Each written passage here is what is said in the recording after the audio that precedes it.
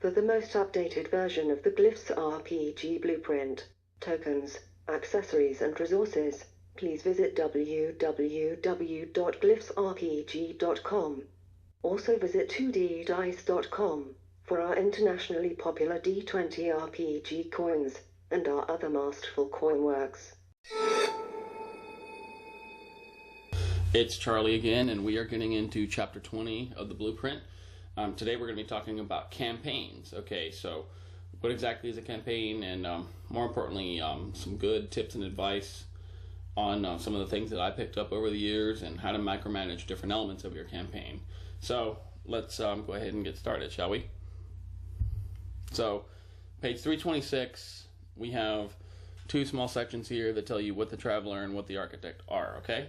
So the Traveler is basically you, the player, okay? So the Traveler is the individual person who creates a player character for their adventure. So the Traveler is just the player who's traveling through an experience that we give them, okay?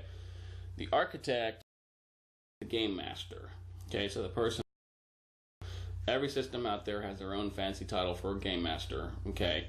And I think that's appropriate depending on the setting they're playing. I do agree with that. Now, in Glyphs, we are architects, okay?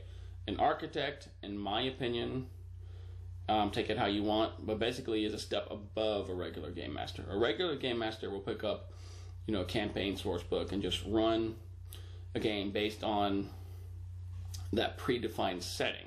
That's great and all, that works. It's been working well for a long time. That's awesome, but in Glyphs, I want to emphasize that we build, okay? Everything you're expected to do as a game master is to build everything from scratch. That's the whole principle of what we're doing in this system. So monsters, characters, abilities, worlds, everything should be done from scratch. This is a toolbox given to you to basically help you do that, okay? So the mechanics in here just help you facilitate that process. So in Glyphs, as a game master, you are an architect. You are a master and you are a builder. Okay, that's what we're trying to say here. Pretty awesome. So now let me just talk about real quick some quick architect tips. Again, just a few things that I picked up over the years in my gaming experience. I've been doing this about 25 years or so. And these are just some tidbits that I've seen that are pretty tried and tested. Okay, by no means is this list all-inclusive, but I think most people would agree with me on these. So real quick, I'm just going to go over each one. Okay, this is a pretty important chapter. Now, this chapter in particular is definitely geared towards somebody who wants to be, a game master. So if you just want to play the game and as a player character, don't worry about this chapter. You can skip it altogether. But for those of you who are interested in running it, you definitely want to have a pretty good idea as to what I'm talking about in here to get a little bit more comfortable with the game itself, but also there's some pretty good information in here that's, like I said, is pretty tried and tested. So without further ado, let me get into some of the quick tips here, and we're going to go from there. So tip number one, okay, so you need to figure out on the kind of experience that you want to give to your players, okay?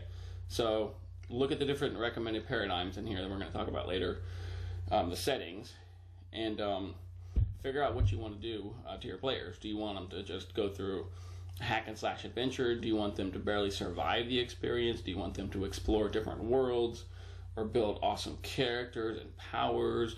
What do you want them to accomplish and what do you want them to experience? That's for you to decide, okay? Once you've done that, once you've figured out, a couple setting ideas and your overall objective, it's a good idea to have at least a quick chat with your players or your prospective players and run it by them to see if that's the experience that they want to have. So basically they can start getting their ideas ready for their characters, okay? It's a great practice to get into. That is definitely a best practice that I recommend, okay? Number two kind of builds on number one. So, consider what kind of characters might be best suited for the campaign that you're conjuring up, okay? As you're going to find out, and is true, class archetypes, will be recommended over others, for the player to make their character. So you may have settings where magic doesn't exist at all. You may have settings where, weaponry is very limited or technology is very primitive. That's all relative on you, the game master. Okay, so just keep that in mind. as you're talking about step 1 and 2. Okay, tip number 3.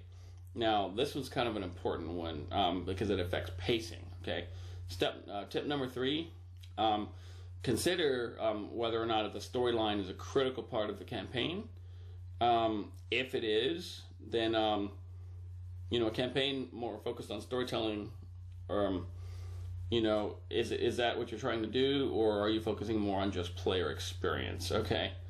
How random are encounters? Okay, random encounters are there, in my opinion, just to kind of spice things up a little bit. If you see a lag in your storyline, you just want to throw a curveball at your players, that option is always there, and we're going to talk about that later in the encounters chapter. Okay, lots of cool things to go over there. But here, storyline.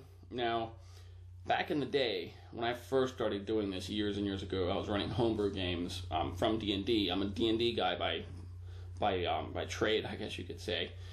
I would concoct all these ridiculous storylines and these elaborate plots and these cool NPCs and villains. And what I found, and this is my own personal experience, when I would try to railroad my players into following my exact script the way I planned it all this time, I would usually end up pissing them off because it intervened with free will. Okay, so my own approach to that is let storyline take the back seat. You have to find a way to incorporate your storyline around your players. Okay, let your players drive the game. Occasionally nudge them, give them a hint, or encourage them to follow the storyline that you're going for, and definitely weave it in there as much as possible. But your job is to provide the setting and the objective. At least that's my approach to it. Okay, because again, most players, especially nowadays, they're very objective driven, as am I, and they want something quick. They want instant gratification.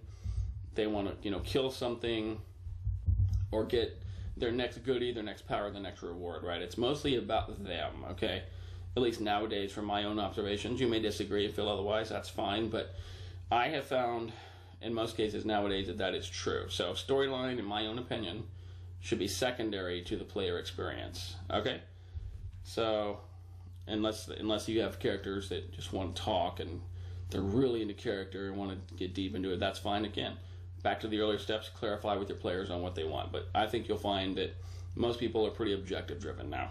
Okay, tip number 4.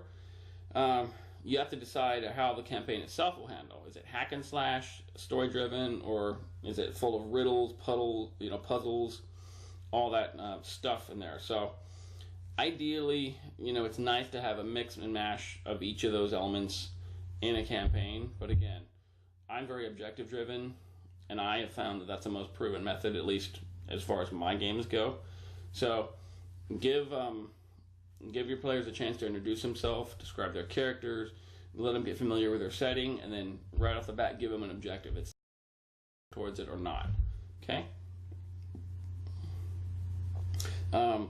I found also with tip number 4 that your players will kind of tell you how the campaign will handle. So you may start off having objective or an experience that you want them to do, but they may be all about just killing stuff. They may be a party of typical murder hobos, and that may be the case. Or you may try to force them to solve a puzzle before they can move on to the next objective, or a riddle, or really slow things down. But I match the pace of your players, because ultimately it's about their experience. Okay, at least that's my own opinion on that.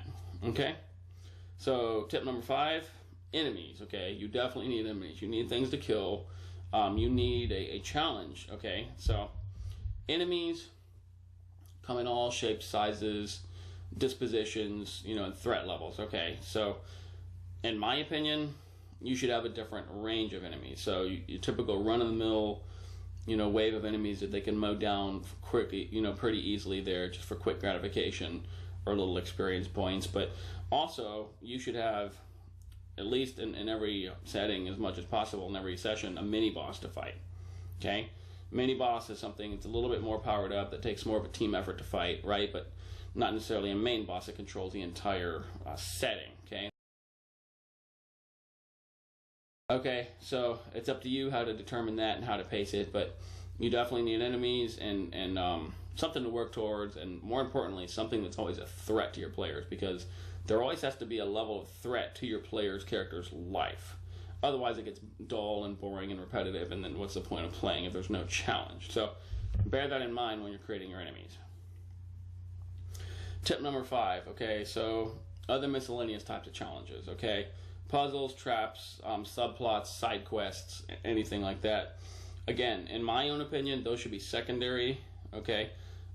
In my own experiences, I only put like one puzzle per each session at the most, because those can eat up, a couple hours of time in and of themselves. And, when I run a game, my time is fairly limited, so I have to consider that. You may have a lot more time than I do. That's up to you how to work that in, but, same thing goes with traps. Traps serve a purpose, but basically they're designed to kill or maim something in one shot, right? That's essentially what they do, and we'll get more into traps later in that traps chapter, but keep that in mind. Traps should be there to basically change the flow of the campaign and make your characters sit back and rethink their strategy a little bit. That's essentially what you want to accomplish with traps. So if somebody's really pissing you off, then I guess they're going to fall into a pit of stakes, right? I mean, there was always that one guy that will do that, and by all means, that definitely works too, if you need to. But ideally, a trap should exist, number one, to change the tempo from just killing monsters and exploring for treasure, but also to really, in my mind, to really have your players rethink their approach, okay? So I found that to be quite effective, okay? Okay, now, tip number 7. You got to ask yourself, who are you building your game for? Is it your own creative satisfaction, or is it a specific audience? Okay, once again, know your players. Okay, some game masters I know out there will literally spend weeks and months creating this masterful world and craft and awesome stuff. Right? That's awesome. It's beautiful. Those works, in my own opinion, are best left for novels, and I do. I have seen cases where that does happen. A lot of the fiction out there comes from some form of role playing, okay? So if you're falling in that category, then by all means save your work, keep a nice diary, not a diary, but a folder of all your work, and eventually you could convert that into a novel perhaps. I know that does happen, but let's see here. But really, when you're talking about the campaign itself, you want to build it for your own satisfaction, but more so, again, it always comes back to the players. Build it for them in mind, because at the end of the day, they're going to be sitting at your table, sharing their time and their experience with you. Your job, in my opinion, is to entertain and to facilitate their experience. And in turn, you also get entertained and make your mind sharper by controlling all aspects of the game, okay? Again, that's my own opinion, but I've found that to be pretty true in most cases. Okay.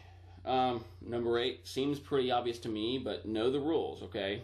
So know the blueprint's rule structure and other variables relevant to your particular game. Any house rules should be covered before the session starts, okay? So everybody's on the same page. The moral of the story is the more time you spend referencing books and charts equals more time in play. This system, although it's very, very rules and mechanic intensive, those are there for optional convenience, for you to build things from scratch, but ideally in practice as you play you'll find there's very little referencing process, and when there is, we have the quick gen, the architect screens that are there, and it's also nice to have this with you too on your cell phone or your tablet device that you can reference if you need to. But again, most of the time it should be a very intuitive process, okay? So at least be familiar with the core rules.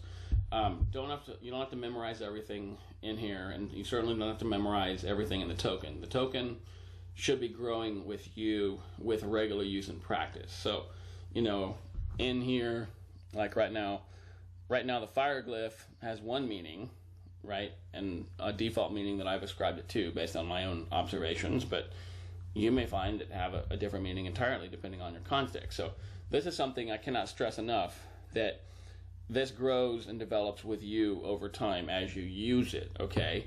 So enough about that, but be familiar with at least the core rules. Your token slides, your token flips, freeform attacks, focused attacks, powers, techniques, skills, the basic, checks, okay? Everything else will fall into place naturally, Okay. Tip number 9, don't be afraid to use your own discretion, okay? The rules and mechanics in this book, they are in place to help define parameters and outcomes, okay? But just like any system, you will have instances that require, a little common sense, a little outside of the box thinking, okay? Not every single thing can be accounted for. Nobody can do that, okay? Enough about that, okay? So the Glyphs RPG Blueprint, it's designed to work with architects and players, so not the other way around. So don't think you have to conform to every little tiny rule in there. Now, you will have that one character, that one traveler, the rules lawyer, who will definitely hold it against you, and they'll have their copy of the blueprint with them. And if you say something that deviates from the rules or it's written, then keep that in mind.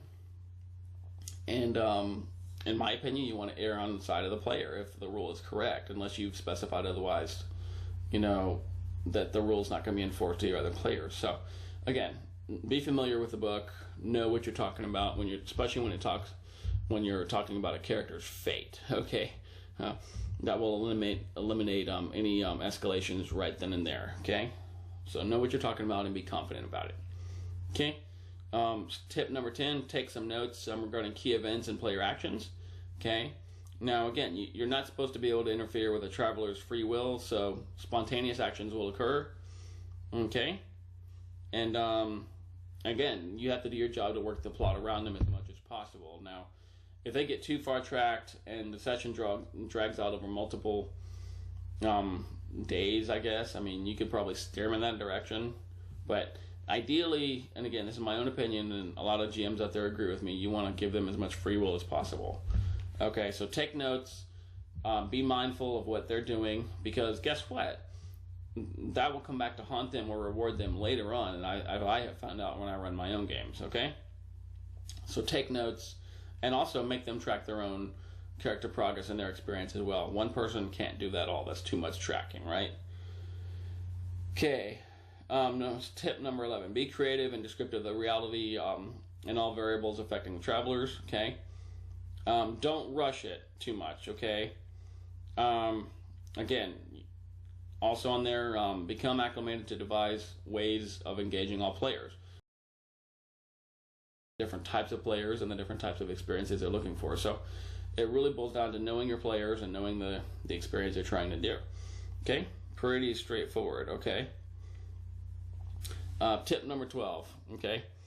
And again, this is one of my own personal ones that I really thought hard about, that I find very true.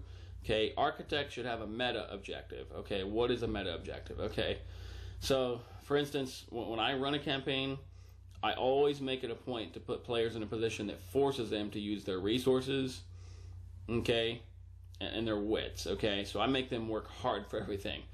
I love pitting people against each other. I think it's pretty entertaining.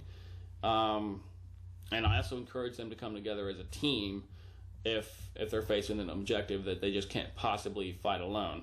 It's amazing some of the scenes that I've encountered just by doing that, forcing people to fight against each other, or when the situation calls for it, work as a team. It's amazing what can happen when you do that alone, okay? Moral of the story is, make them work hard for what you give them, okay? And I think you'll find that the process is quite entertaining in and of itself. Okay, finally, tip number 13. Now, most people agree with me out there, the UGMs out there, reward creative thinking and good actions and good role-playing, right? Okay, punish stupid decisions, but always ensure that there's at least one opportunity for them to redeem themselves. You're going to have some stupid people out there making dumb decisions or reckless characters. Because this is a game, you will have some of that. That's perfectly expected. Again, punish stupidity, but give them a way to redeem themselves. Don't be too hard on them, at least in the very beginning, okay? Just my feedback on that, okay?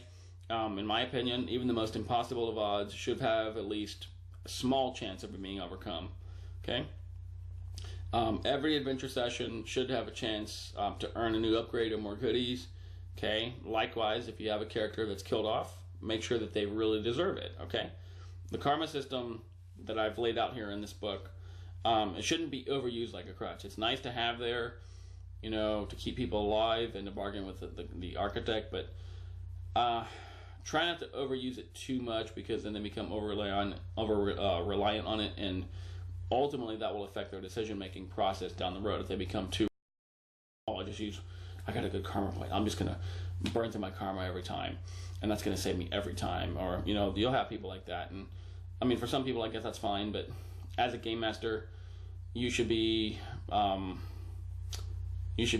cautious as to how you award them, because they are very powerful. Okay, now a couple other minor things here that I want to talk about. It's not in here. Okay, just some of my own things as I've been reflecting through this tutorial. Okay, as an architect, you should have a philosophy that you follow. Okay, and that's true for any game master in any system. Okay, talked about player free will. Okay, so I mean, again, it's their game. You're just a facilitator, at least in my philosophy. That's my own personal philosophy. Okay, feel free to adapt it or not, but that's my belief system, and I think it works quite well. Okay, again, when I run a game, and because people are so busy nowadays and have less time to play, I think objective-driven campaigns and settings, in bite sizes work very well.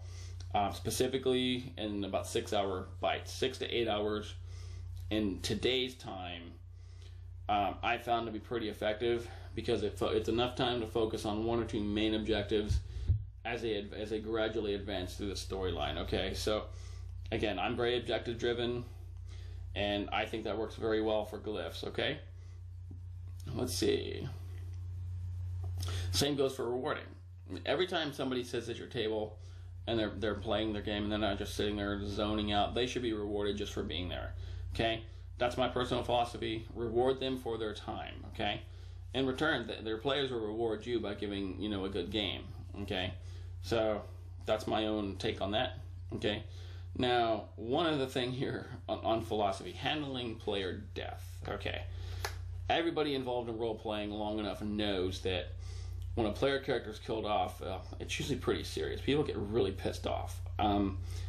There's almost like a weird emotional attachment. I'm not sure what the cause is or what drives that. I know I've spent years and years, just coming up with the mechanics behind this system to create a beautiful, very flexible role-playing system. But one of the things that I want to try to understand more is the psychology of role-playing down the road in my studies. And one of those things is character death. Why do people get so pissed off and almost visibly hurt when their character dies? So again, as a game master, as an architect, how do you handle that?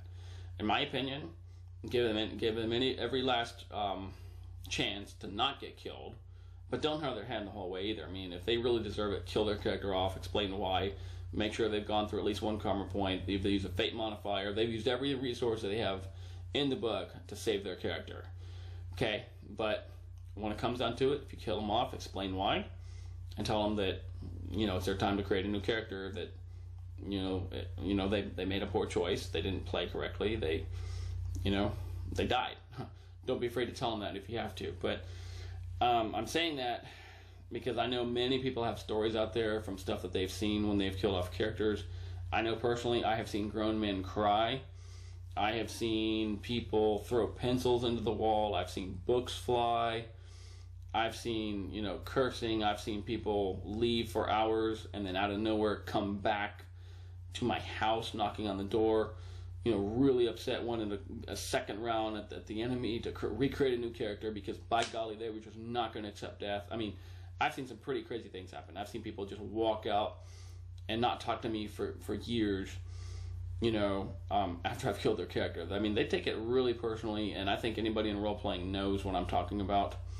So again, one example, just way back in the day, I mean, you're talking 20-some-odd years ago, we had a guy we played with forever back when I was a fledgling D&D guy, and his character died a couple times, and somehow kept getting resurrected by the DM, and finally we just had enough, and it was just great. He ended up, I remember it again, my memory's a little faded, but he ended up in Odin's laundry room. Okay, pretty good character. I mean, this is one that he was lawful evil, and he was the guy that always did the opposite of what the party wanted, and we always ended up fighting him as the main villain. And to be honest with you, they turned out to be incredible adventure sessions. I mean, very entertaining character, but eventually, you know, he had to be dealt with, and he ended up in Odin's laundry room. In fact, that character is still in Odin's laundry room to this very day. I'll probably come up with a session to justify freeing him, or I'll probably do something with that character just for nostalgia's sake, but just thought I'd share that, okay? So, another thing I'm going to touch on real quick, and again, some of this is not in the book, I think it's important to share while I have your attention in this chapter, okay? As a game master / architect, you're a facilitator, but you're also an entertainer, okay? So anything that you can do to make the experience even more enjoyable, more interesting, little details go a long way. I know some people have their t-shirts made from their gaming club, their role players, arm bracers. I mean, whatever you're into, whatever works for your group, that's fine. Personally, I like rings, okay? If I'm a game master and I'm running my session, I'll wear a special ring, and what people don't realize is that denotes the mood that I'm in. That denotes my disposition. It's a pretty good idea what's going to happen. Okay, as an example, and again, this is just my own personal take. I know other groups have different approaches. Other game masters have different things they like to do, but you should make it entertaining. I have a couple rings that I like to wear. First one here, if you can see here, is my Masonic ring, okay? So if I'm wearing a Masonic ring and running my game, that's a pretty run-of-the-mill campaign. I'm more focused on establishing the setting, the characters, the overall storyline, and building the objectives around the character. So, I mean, things can happen, absolutely, but overall my focus is to develop the characters, okay? Pretty cut and dry. It's probably not going to get too crazy for most people to handle. But guess what? When I slip on the Xenomorph, you see that? When this guy here comes on, guess what? It's dying time, okay? When I'm wearing that ring, I found that half the party almost gets killed. I mean, I've had a total party kill once when this comes in, and when players see this ring, they know all hell's about to break loose, and they better get it together, because whatever they're going to face is probably going to, outdo them if they're not focused and working together. So, again, just a personal thing that I do. Also, it's a good idea, if you have the time, to create a blog of some kind, Facebook page, something that narrates your party's experience. Just a quick journal or, a quick running blog outlining their experience. And over time, that will build, and you'll be able to reflect on that and also share with your players. Or even create a novel from it one day. I mean, who knows? The sky's the limit with this thing. Okay. Another tip that I found very useful is about manipulating people. Okay. As a game master, you should not be predictable. Okay. So it's a good idea to, when as much as possible, have a poker face. Keep a very straight, expressionless face throughout the game, so they can't read what you're trying to do. Because the moment you smile, or you show emotion, or that your eyes move a certain way, or your body language moves a certain way, you're going to do something crazy, you're going to throw something at them, and their character is going to behave differently than they would. So you want to try to throw your players off guard as much as possible and not be so predictable. So keep a poker face as much as possible. When you do have expressions, or you joke, or you smile, do it to manipulate them. Throw them off guard. So if you smile, right, he thinks, oh no, something's fixing to go down. All hell's going to break loose.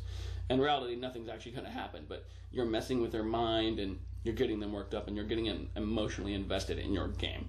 So, just a tidbit there. Use that to your advantage, okay? Another thing real quick. Now, personally, I'm a terrible actor, okay? And I know most people out there are. Some people have time to focus on, doing accents and acting, and they really get into character. And some people have a knack for that. I don't, okay? I'm going to be honest with you. I'm a terrible actor. But that's okay. Now, in the book, it recommends to practice different voices and stuff, and I talk about that there. If you can do that, that's great. That's certainly I try to myself, but I know my strengths and weaknesses, and that's one of them, okay? So if you're one of those people that narrates and describing action or describing somebody's voice, that's perfectly okay. I do that all the time, and I tell my folks all the time, you know what, I suck at acting, but the NPC describes it such and such way, they have a such and such quality, such and such voice. It doesn't matter. As long as they have a picture in their mind of what's happening, that's all that matters. So it's okay to narrate tiny detail if you can't act very well. That is perfectly acceptable, okay?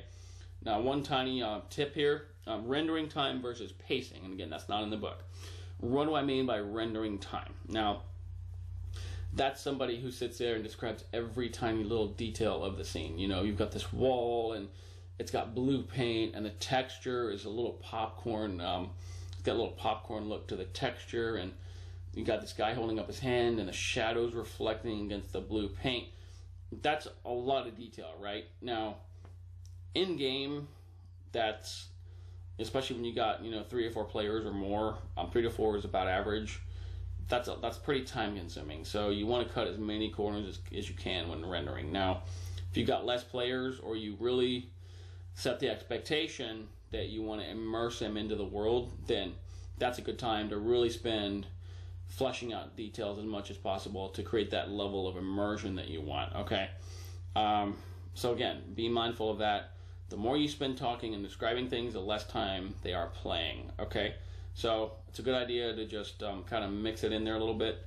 So describe some of the most important details about the wall or the building, or as we're going to learn down in here, in architecture, like different architecture themes. You want to cut as many corners as possible to streamline the pace of your campaign, okay? So that pretty much covers the architect quick tips and some great advice that I've found over the years. So now we're going to move on to the next segment of the tutorial. So let's get into the next section of the campaigns tutorial. We're on page 328. We're going to just briefly go over the information here as far as this section here. We talked about the mindscape and the word. So what is the mindscape? Okay, the mindscape is simply my term. I'm sure I'm not the only one who's used it to describe it, but it's basically my term that I like to use for the theater or the mind effect that's happening in your mind when you're exploring different levels of reality through role play.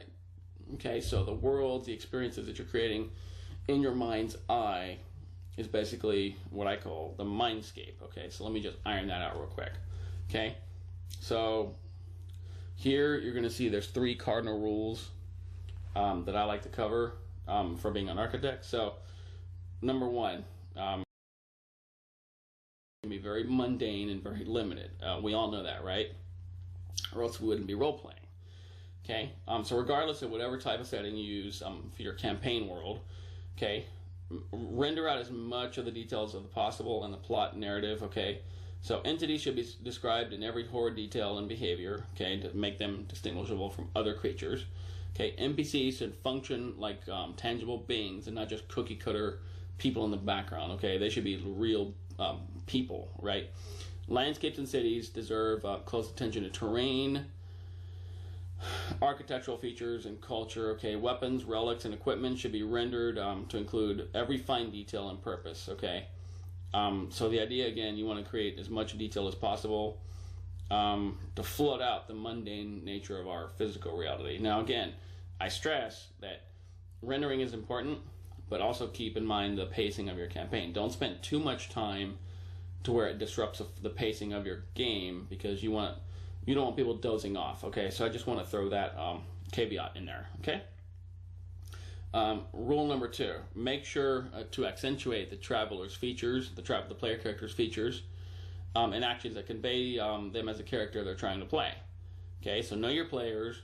Again, it's a best practice to have your players describe their characters at the beginning of every session, and every time they do something, describe that action in detail as if that character is doing it. So make their character really cool and really stand out, whether they're picking a lock or decapitating somebody, or jumping off a cliff with a power and landing gracefully. I mean, make that character really shine as if you were writing a story about that character. Okay.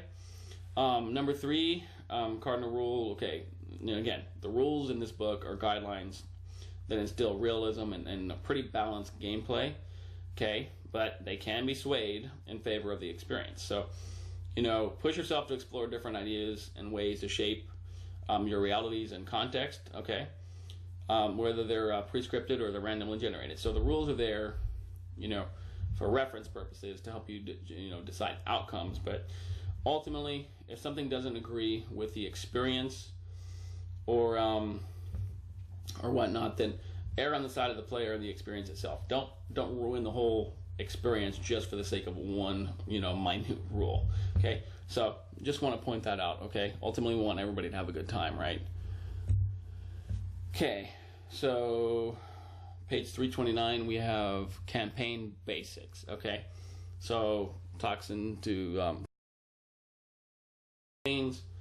Okay, so what are campaigns? They're basically one or more sequential adventures that lead to an ultimate conclusion, okay, or the ultimate retirement of your traveler's character, okay. So you could create it as one session campaigns all the way to campaigns that last for years.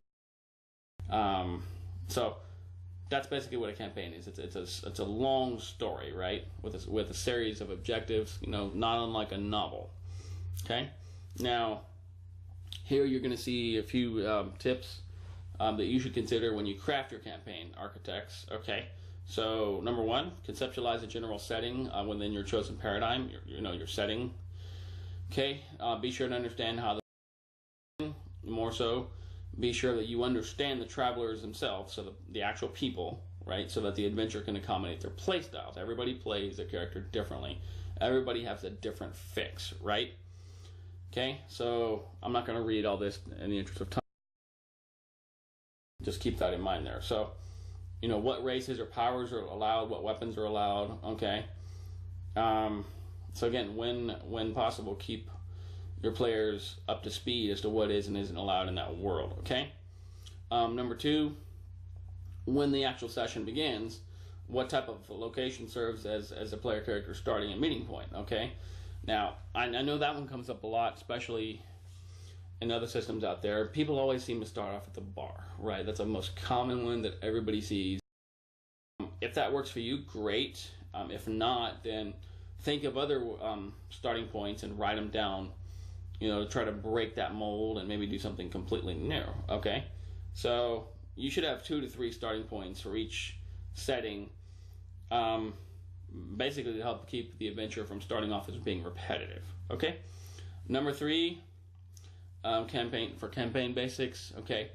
You need to find out how long you plan on running your campaign, okay? So depending how long your characters are committed to developing themselves, okay, and how excited you are in working in a particular world setting, okay, you need to consider creating an ongoing campaign that, hopefully can last for several years, okay, or at least a year, right? And each campaign is broken down into a set of sequential adventures, kind of like chapters, and even then, depending on how much time you have, down into several meta objectives. I prefer that approach because, again, time for me is so limited. I only get 6 or 7 hours at a time nowadays. Back in the day, I would go for 12 and sometimes 24 hours straight. I know some of us have, but nowadays everything is so fast-paced.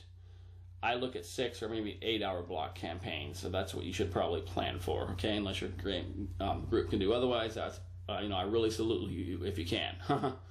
Okay, so again, depending on how you're committed to developing the characters, plan accordingly, okay? So let's go down to page 330. Okay, adventure fundamentals. Let's talk about that real quick, okay? So we got several points here to talk about. So what are the traveler's primary objectives in the adventure, okay? So are they facing a threat from a demonic force, or are they themselves a threat to social order, okay? So what is their objective of playing the game, okay? So that needs to be set from the very beginning of the adventure once everybody meets up, right? Okay. Number 2, regardless of whether the characters are heroes, antagonists, or just randomly wandering around, okay? Every action that they do ultimately should have an impact on the larger campaign world, okay? So Actions generally can have minor and immediate influences, or they may pose long-term consequences, right? Okay, so make sure that when a character does something, don't just say, oh, you did it, it failed or succeeded. Make sure it actually has an impact on their surroundings, okay? And I do that a lot, and that's a good way to hold people accountable. And not only that, it changes the narrative completely and makes things a lot more interesting, and to where ultimately the player writes it for you, okay? I love that approach, and it's worked quite well for me, okay? Number 3, understand the different types of travelers that are playing in your campaign, okay? What is their mindset as far as the game is concerned, okay? What experience are they looking for? Chances are you already know the folks you're playing with, especially if you game with them on a regular basis, but oftentimes you could find yourself running a game for total strangers. I know I do that at conventions and stuff, trade shows. You'll have random people coming on. You have no clue who they are, where their head is, okay? So just keep that in mind, okay? I mean, if that's the case, don't be afraid to ask them what they're looking for with them, so you can tailor your experience as best as possible to give them a good gameplay, okay? Now, as we're going to look here further on, you're going to see different types of people that I've categorized, okay? So, let's see. Most groups that I've seen, and again, you may feel differently, will have at least one controlling person, one tough guy, one smart guy, and one dramatic one. So, the controlling one, you're a power gamer, right? Got to be better than everybody else. The tough one, the tough guy, he's got to be cool. He's got to have all the super powerful moves or whatever. The smart one is the one who's very cautious and meticulous, okay? And finally, the dramatic one, okay? So very into character. He's focusing more on dialogue and very much, from what I've observed, mostly a very good supportive character, right? So who are these people, okay?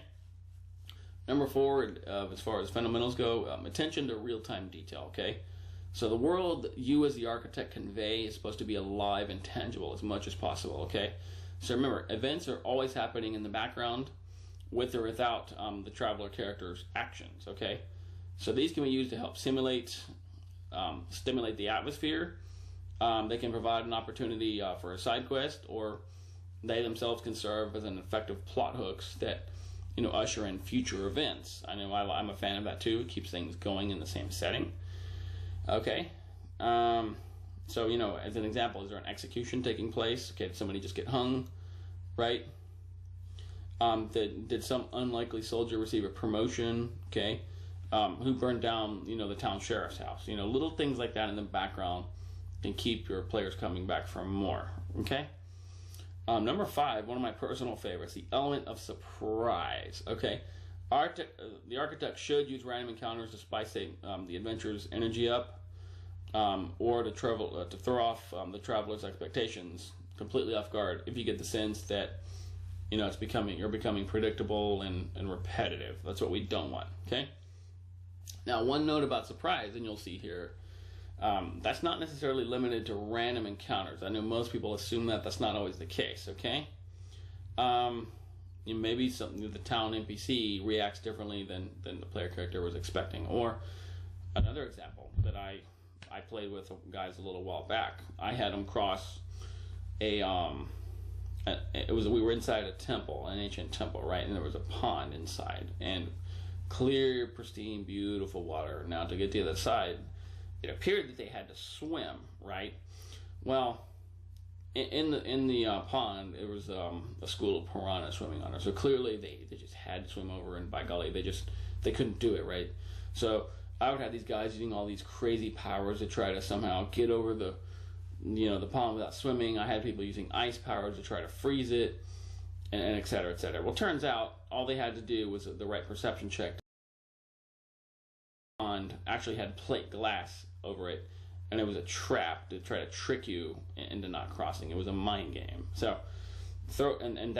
that made the night. I mean, people were flipping out over that. I mean, they spent like an hour on it, and it was hilarious. But again, do things like that, not so much as a riddle, but throw curveballs at them, trick them, make yourself unpredictable, and that makes you more credible and the adventure more entertaining, okay? Don't ever let it be repetitive and cookie cutter as much as possible, okay? So one more tidbit on this segment here that I want to talk about on page 331 is your adventure timeline. Now, let me just stop here for a second. So this is the conventional way you want to structure an event by the book. It should be structured into 3 main acts, okay, just like a novel, right? Then you've got your side quests and then an open time. This is the typical structure of most adventures. Now, again, in my case, and other game masters out there, their sessions are very objective driven. So they may spend 6 or 8 hours a month playing, right? And they have a group of people they have to get from one room to the other, or they have one enemy that's threatening the town. They have to kill him off before they can move on to the next objective because, again, these things take time to play out, right? So, personally, like I said, I prefer a very objective driven approach, but traditionally, this is how we structure an adventure, okay? By the book. So Act 1, 2, and 3. So Act 1, you've got the opening of the adventure, okay, the introduction.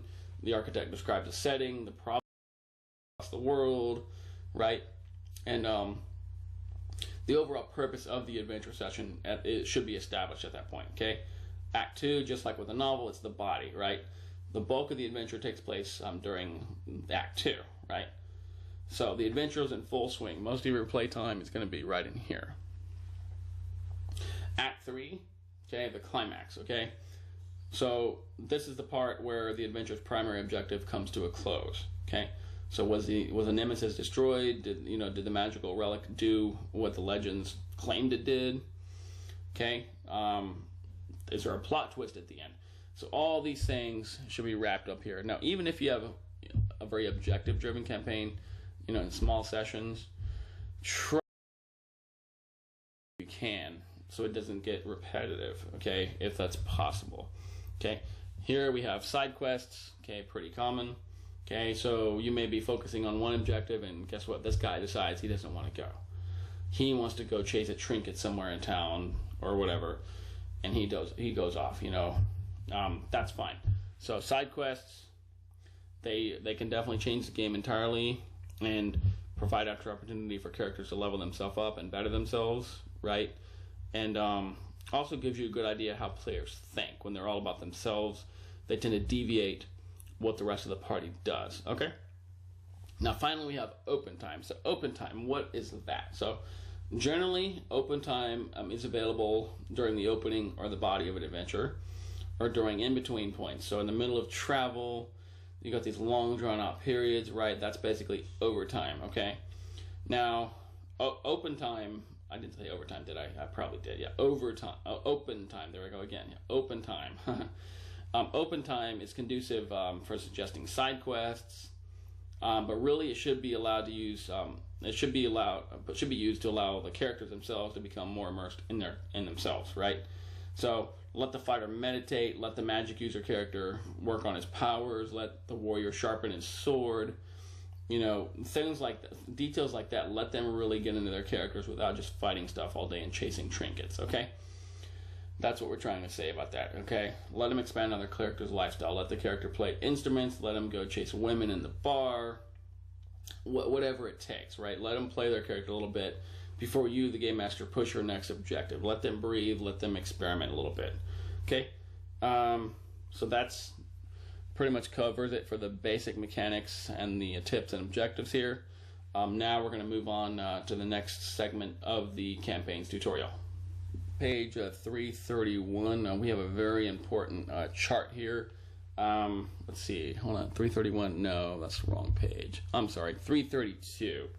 We're going to talk about role-playing gambits. What exactly is that? You've seen these here, obviously. They're posted on the website, glyphsrpg.com, under the character creation page. And we also have them in the character creation chapter that you've already gone over, and you also on the character on the architect screens we have them as well. So gambits, what are they? So basically, when you're creating a campaign, you want to consider the kind of experience that your players are going to have. How tough is the campaign? How strong are their characters going to be? Okay, so a neophyte campaign is a very entry-level campaign, right? Your standard cut and dry tier 1 type experience, right? Very bare bones. experience, right? You're creating from absolute scratch, okay? Then we have the veteran level campaign. So veteran level is for your more experienced players, right? Your intermediate level, to where enemies are strong and dangerous enough, but also they have a little bit more souped up abilities and attributes. To me personally, when you're playing one session campaign, you're going to conventions or you're demoing and stuff, I found this is a very good level to play with, a nice intermediate experience, okay? Finally, Adept. So Adept is, an epic level campaign. Adept is the most powerful creatures, the most powerful characters, the most souped up abilities that you start off with. So when we talk about gambits, we're talking about new character creation, okay? Again, we've already outlined that process earlier on in the characters chapter, but they are listed here as well for your convenience, for the architect's convenience, okay? So gambits, let's look as an example how to read this chart. So let's take a look at the Neophyte campaign. Again, your standard cut and dry from scratch character, right? So a Neophyte character for attributes, for combat level, we're talking combat levels 1 through 5. So any character that has a combat level of 1 through 5 is considered a tier 1 character or a Neophyte, okay? So attributes, they have 33 points to distribute among the 15 attributes, okay? Plus your prime multipliers you have to factor in. For Ether, simply multiply the character's race type EP value by its size value, multiply result by 3. Now, for Ether, that's how to do it manually. Now, in the Ether chapter, that chart there that I gave you a while ago, that's there. It's already been done for you, but that's how you calculate it, okay? And here for each one, you have the calculations on how to get the number of points and how to distribute them, okay? So in the interest of time, I don't see the need to go through each one, but basically when you're creating a new character, again, consider how powerful it needs to be for the experience you're trying to get to give the player, but also here this tells you the specific points for each section that you're creating. So weapons, apparel, armor, proficiencies, objects, skills, techniques, powers, all that stuff is right here. Tells you exactly how to create that character from scratch, based on how tough the campaign is going to be. Okay, so pretty cut and dry there. Now, again, gambits, like I mentioned earlier, we've already gone over there in the character creation chapter, but very quick, on the website glyphsrpg.com, on the character creation tab, they're right there for your convenience, and also they're right here and your architect screen. So if you need to reference them just to create a quick character, there they are. It shows it right here. It's like I said, it's all done for you, okay? To minimize, like I always say, minimize the referencing process, okay? So that's pretty much it for gambits. Now let's move on to one more final section for the campaign. Okay, so I know throughout this chapter you've heard me reference a lot of knowing your players, okay, and figuring out what they want and all that. So what do I mean by that when I say that? So we're going to go into detail here, exactly what I'm talking about. So page 333 of campaigns, we're going to talk about the different kind of players that you're going to have or may have. So let's talk about player image, okay? So in role-playing world, players generally fit into one of these categories that I'm going to talk about. So understanding this helps you tailor their experience a little bit better. So here we have the spawn, okay, as I call it. So this is somebody who's created a completely original character that's true to the campaign setting. So they're not influenced by anything. They're not trying to copy anybody. This is something they've created specifically for the campaign that's completely original, okay? Then you have the avatar, okay? So this is somebody who plays as, so just like the traveler's real world self, a little bit better. So somebody that looks like the player, but who's stronger, who's smarter, who's better looking, etc. Right? A lot of people like to do that because they're more familiar with it. Okay. Finally, you have the clone. Okay. This is somebody who rips off, the anime character or a gaming character or their favorite superhero and tweaks it for the game. Okay. So those three types of player images you're going to experience a lot. Most people, if not all of them, can fall into one of these three categories, as I've observed. Okay. Now, let's talk here real quick about player mindset. So, what's going through these people's head? How do they think? How do they play their character? Okay. Again, most people fall into one of these here. So, the controlling one, is your power gamer, right? He's got to be better and tougher than everybody else. He is a control freak. They monopolize the adventure. They make everything about themselves. But all that aside, they also make pretty good leader figures, and they usually go head first in everything. So that's something to consider with controlling ones, okay?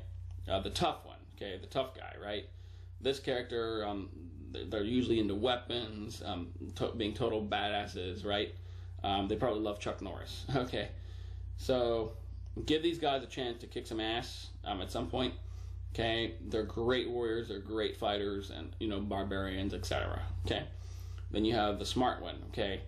The very careful, cautious guy, right? They like to study and analyze everything before making a decision. That they make great tacticians.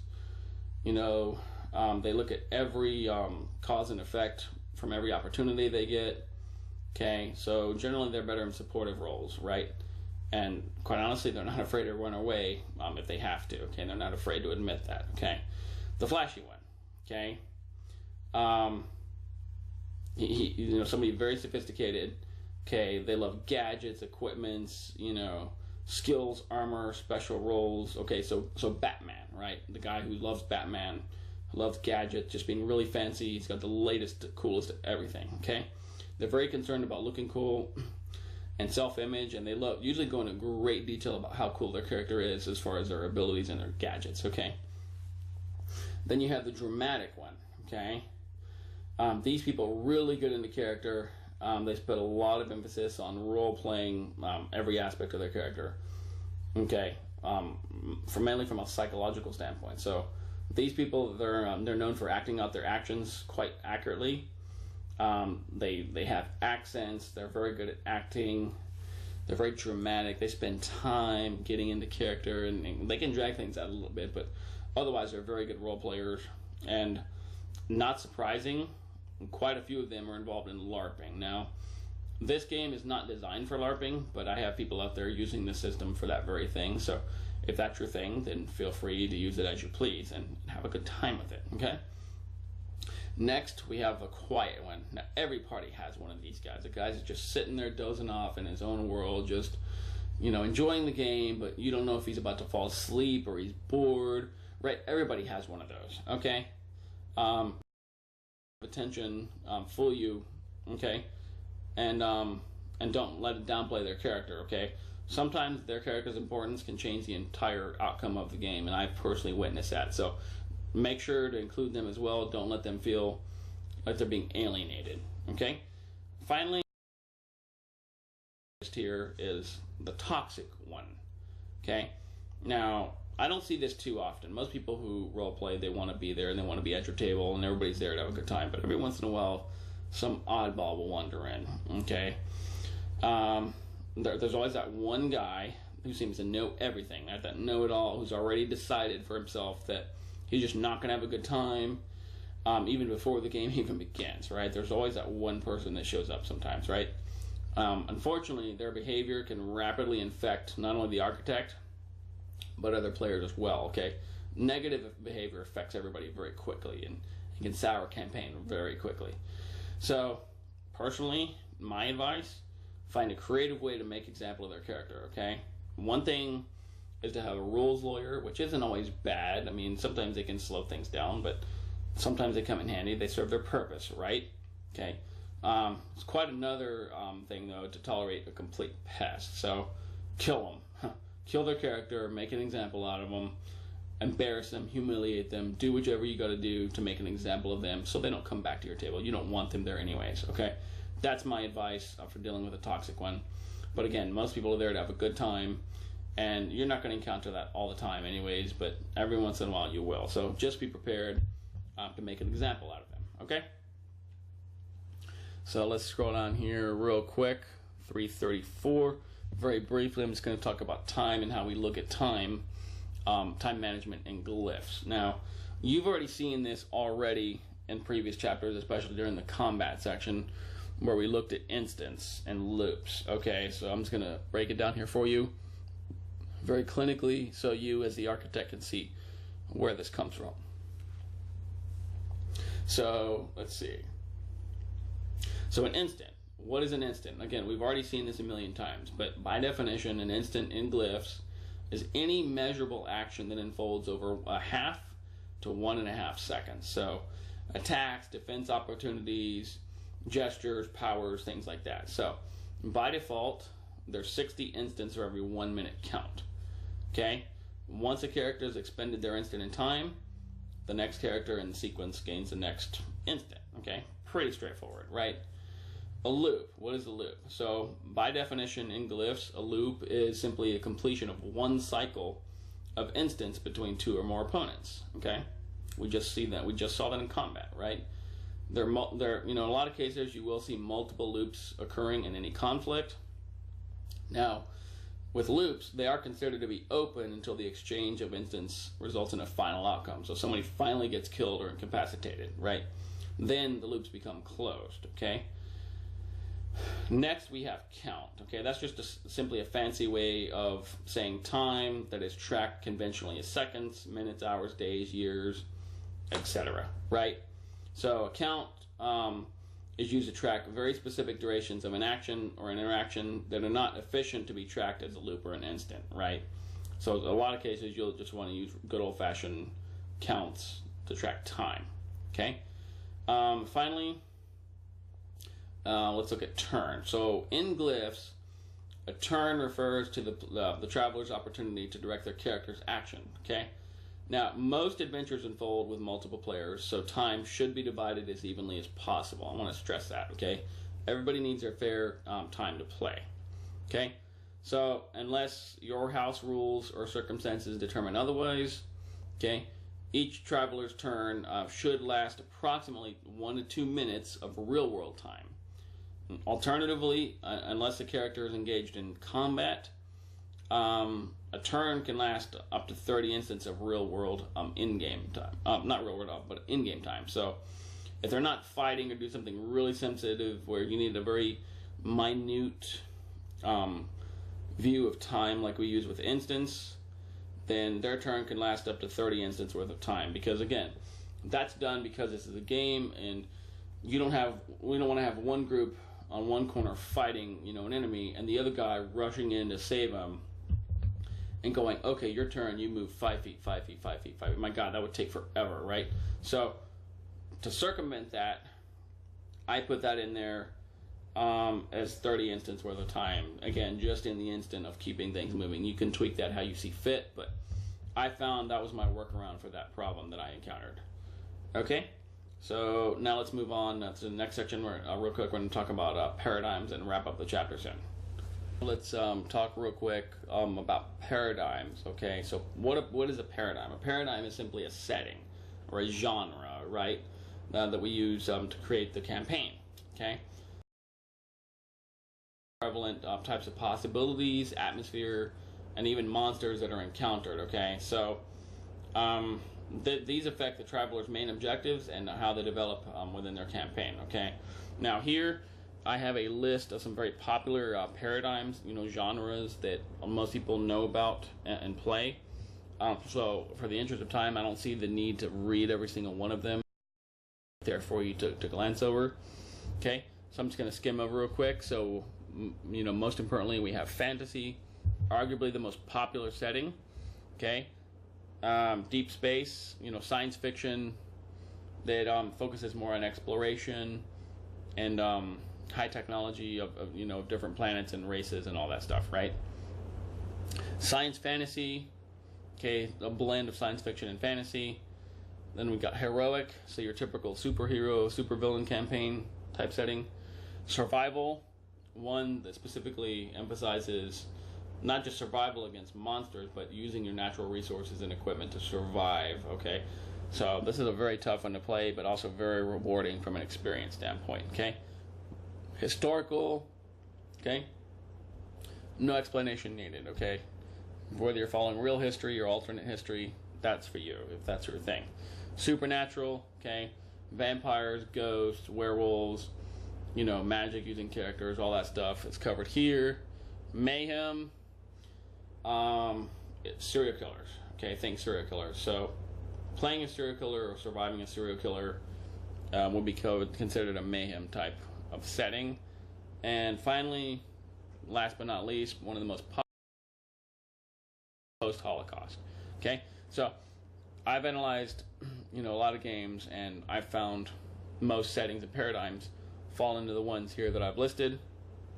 I know there's probably more out there, but I found, like I said, these are the most common ones. So figure out what works for you, what kind of experience you want to create, and these are at least a great starting point that you can reference for that. Okay, so crafting realities. Let's talk about real quick crafting a reality, building a world. Okay, what are we talking about there? Okay, so effective worlds really should reflect continuity and encourage character development. Okay, so achievements, wrongdoings, NPC interactions should maintain the momentum generated by your players. Okay, now realities should exhibit the, you know, some of the qualities I list here to give them a little bit more depth and believability. So what are the qualities I'm talking about? So let's talk about those for a second. So geography and types of civilization. So what are the most prominent traits of each region? Okay, what occupations or achievements define the various civilizations in reality,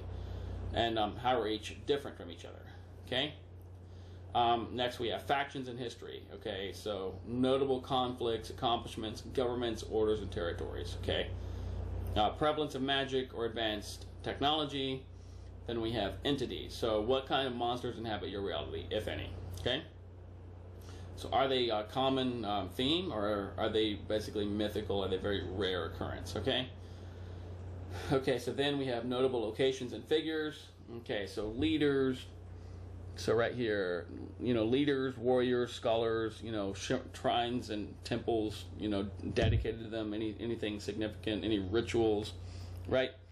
Then we have culture. Okay, so philosophical concepts, religions, art, customs, attire, cuisine, and architecture.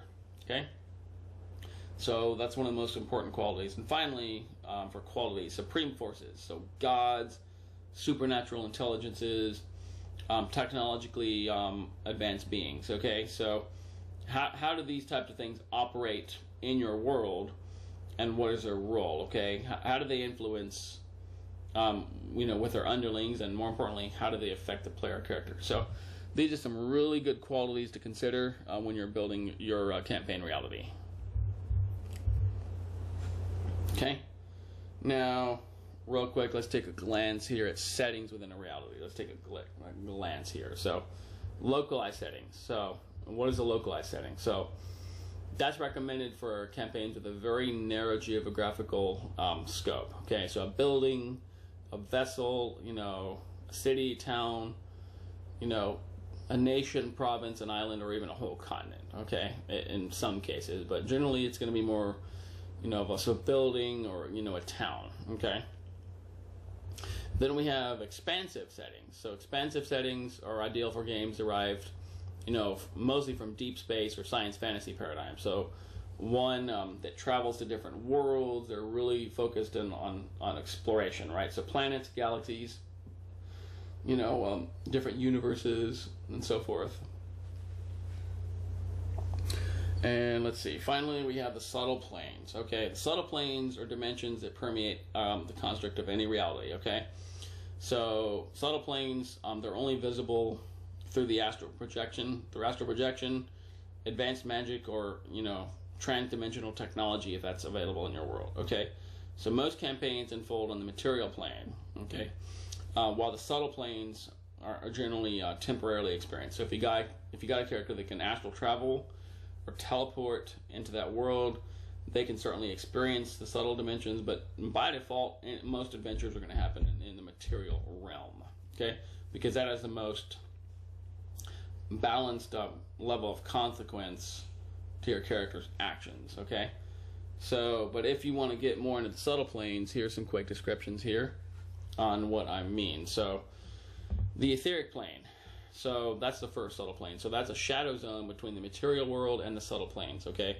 So think of the etheric plane as a reflection of the material world, okay? So, real-time zone, okay? So it's the closest frequency range and transient zone for disembodied entities, okay? So when your character dies, that's where they go first, okay? We've already covered that. Okay, so the laws of physics don't apply there, and reality fluctuations. The picture may be in a different place than you're used to seeing. Doors may be upside down. Lights may not work. Okay, but otherwise, for all intents and purposes, the etheric plane should be portrayed as looking just like the physical plane that your character inhabited, okay? Because that's the closest to the physical, okay? Next, we have elemental planes. Okay, so traditionally, the elemental planes correspond to subtle realities whose features are, expressed by earth, fire, water, air. All right, obviously we know those, but they can also exhibit qualities from any other substance. Okay, the architect can conceive. So those can get pretty surreal and abstract pretty quick. Okay, so then we have the astral plane. So from my studies and observations, there are 7 known astral planes that correspond to different levels of vibrational polarities, okay? So very vivid, very hyper-real, okay? More real than real, that's one way to describe them, okay? Very clear, very vivid, right? Okay, astral planes are generally associated with divine or nefarious forces, okay? So there's very good and very evil levels of reality, okay? And each of the 7 astral planes has an infinite amount of sub-realms and kingdoms within them, okay? So think of the astral planes as different levels of vibration, okay? So from the most nefarious and evil all the way to the most virtuous and divine levels and everything in between. So good, bad, ugly, everything mixed up in between is what we're talking about here when we talk about astral planes, okay? And finally, one that's not talked about very much, okay? The mental plane. So the mental plane, we're talking about pervading every reality. So highly abstract, extremely volatile in nature, okay? Architects really, if you're going to have characters astral travel there, okay, they should overcome frequent sanity challenges if they're going to travel there, because the mental plane can drive you insane even if you visit it once. So if you're going to have characters go there for whatever reason to read somebody's thoughts or experience somebody's thoughts or memories or whatever, then have them do sanity challenges, because really there should be heavy consequences for going there, okay? So now on page 340, quick tips on campaign management. You'll see mapping here. Now, I personally like 1-inch squares and 1-inch hexes, okay? So for squares, I personally use for indoor settings, okay, or for an area that's very structured, I will use squares. Otherwise, I'll use a map that's got hexes on it. I like using hexes for, outdoor settings. So hills, grass, water battles, anything like that, that's more geography centric, I use hexes, okay? Helps you to manage it. Now, personally, I'm a theater of the mind type of guy. I like to focus more on the imagery and players' minds. To me, that's where most of the magical role-playing happens. I'm very big on that. So I don't like to use, a whole lot of props too much, okay, except for fancy rings. And, I got the token chits that I use to kind of help pinpoint players' positions, for accuracy's sake. But outside of that, I try not to rely too much on props, okay? Some people are very big into miniatures, and they spend God knows how much money on figurines and, models. That's great. If that's you, then by all means, have fun with it. I know people really get into that, and that's a hobby in its own right. But for my system, I really try to emphasize more theater of the mind, and I only use maps and, tokens just for referencing movement, okay? But it is there for your convenience to look over. So again, squares, like I said, I use for indoors and very structured settings. Otherwise, I use hexes for outdoors and anything that's very geography centric, okay? So, tools of the game. What do we want to bring to a game, okay? Obviously, it's good to have at least one copy of the Glyphs RPG Blueprint for quick reference. Again, download it, put it on your cell phone. It's right at your fingertips, okay? At least one token, okay?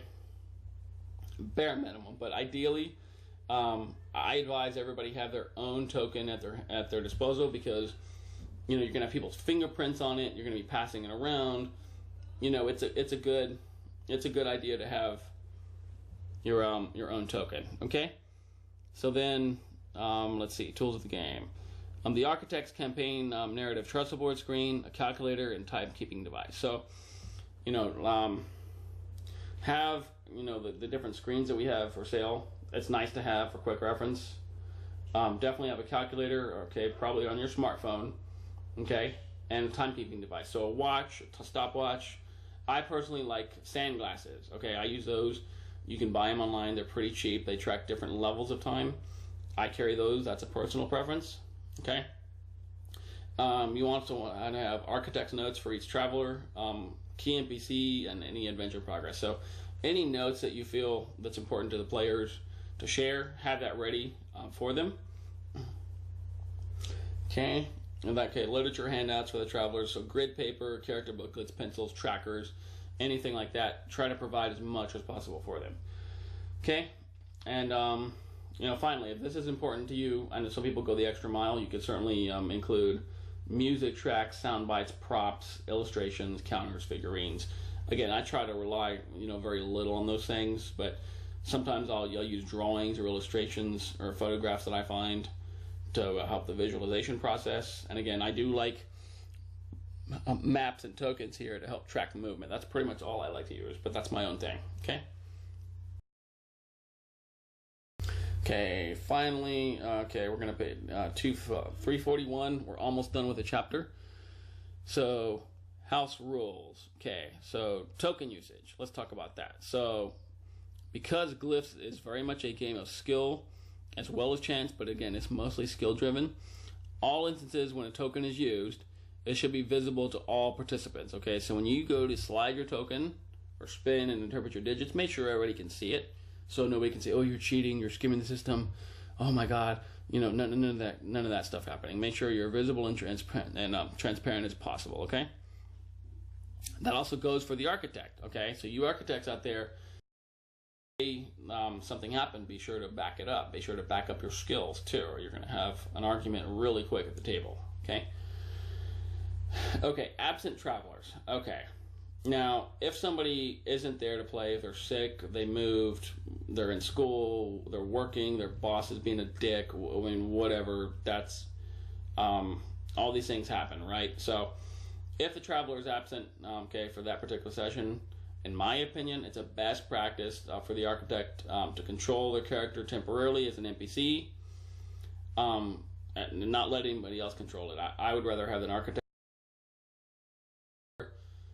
Honestly, if that poses too much of a risk to that character from being killed off, then just justify a way to make the traveler's character absent from the adventure. So when the session begins, make sure to tell everybody that. I personally use that. Okay, I have this very strong stigma against killing people off when they're not there. That's happened to me a few times. It really pisses me off. That's happened to me enough times. I just hate doing that to people. I don't ever do that. That's a big taboo for me. That's my own philosophy. You have your own, but when I have somebody who's loyal and who's a regular player don't show up, then I just try to make up an excuse. I try to write their character out temporarily, and I usually do pretty good at that. It's very believable, and I can justify it so that character doesn't risk dying, because I want that person to come back to my table and play. So that's my own approach to that. Okay. Channeling, let's talk about that. So role-playing, okay, I like it, it can also be called a real-time novel, okay? So in addition to describing the scenery and sensory details and the character surrounding, architects should do their very best to channel their NPCs and entities as, what an actor. Again, I'm a terrible actor. Some people are, but some people who have a natural affinity to that or interest, then, it's role-playing. So do the very best they can, okay? So voices, accents, body language, gestures. I like body language, and that helps me convey my message a little bit better. Okay, mannerisms, facial expressions, all these things you should consider. Okay, depiction of movements are especially important in the combat system. Okay, so in combat, you're not just saying, oh, I'm going to attack with a sword, right? You have to, very specifically portray how you're attacking, because that's going to determine your opponent's defense opportunity and how your attack connects. So in this system, being specifically descriptive is very important, okay? Now, again, if not, narrate as much as possible. I do that. I'm not an actor, but at least for the sake of combat accuracy and for specific tasks, then be as descriptive as Law of the land. So we are right here. So Glyphs is intentionally designed to be hacked and tweaked as you see fit. Okay? So architects have the right to trump any rule in the book. Okay? But if they're going to do that, make sure that they lay that out before the session starts. Okay? This book was designed for you. Okay? It's a box of Legos. It's just a set of mechanics. You use it as you see fit. Take what you need, discard what you don't, throw some stuff in later on as a curveball, and so forth, okay?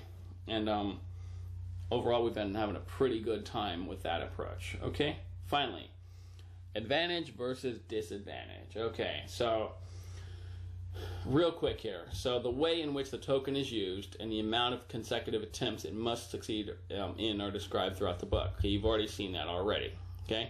So skill set challenges, combat, powers, techniques, all that crazy stuff, right? Okay, but that's not going to count for every possible scenario. So sometimes you'll have characters or monsters that are going to have an advantage or disadvantage over the other, or when the environment or character's health will pose certain disadvantage. And we're going to talk about the environment later in an upcoming chapter of how that can affect your character's potential, okay? So let's see, sometimes, disadvantages are created from different factors. So to account for this, by default, characters who are at a disadvantage, depending on the context, right, they're compelled to make an additional token to carry out their actions, or token slides that originate from the action grid's G point, okay? So if you're at a disadvantage, you may have to make an extra token span, or if a token slide, then instead of the molecule, it would start from the G logo, okay? Likewise, characters who have the advantage over the other should only be required to make one token spin if you're spinning the token, or have their token originate from the molecule point, okay? So that's one way that you can convey advantage versus disadvantage, okay? Now finally, last page here of the chapter, then we're going to move on to other things. Most important part, right? So planning. Okay, design your campaign using the framework provided in this book, okay? So that can be the most tedious and rewarding process, which can take as little or as long as you want, depending on how detailed you get, okay? Okay, so design your own realities for your own satisfaction as a hobbyist, or, again, my advice for people, because they're the ones you're playing with, right? Unless you're writing a novel, that's all fine, okay? Okay, second part, host a campaign session. So contact your group of gamers, decide on a meeting place and time. So living rooms, comic book stores, campus courtyards, and even some of the late night restaurants out there. We used to play Denny's back when I was in college. That was a great place. Okay, I don't know if they still let people do that anymore, but back in my day, that's what we did. So, depending on what's available to you, okay? Now, as a recommendation, okay, now, one thing too also, video conferencing, on the web has definitely bridged some distances. Now, personally, I'm old school. I believe in face-to-face contact, especially with Glyphs. It's a very skill-driven, and you want to be able to watch other people's token slides. You focus on their hands, the movement of their arms, how they're sliding the token in place, watching their token spins, and so forth. Personally, I think face-to-face is better for this, but I know some people got really nice setups in their home studios. Then if you feel that you can run a campaign from a distance, then that'd be awesome to see. But again, I prefer face-to-face, and that's what this is designed for, to bring people together at the same table, right? At least that's my opinion.